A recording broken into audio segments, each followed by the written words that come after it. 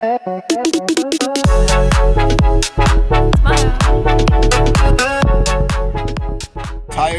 replaced, as slick as we can get, as hard as we can get now. They're running at about 90 psi, and all the grease has been taken out and replaced by silica grease that they use in the Tour de France.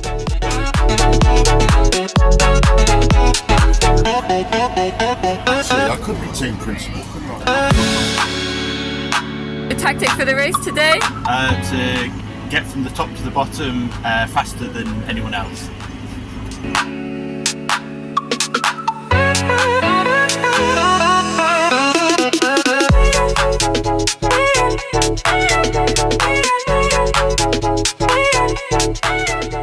But it's all going to be at the top when we get that good start for Matthew, when we get as much weight behind it as possible and give it a good shove. Get him down there.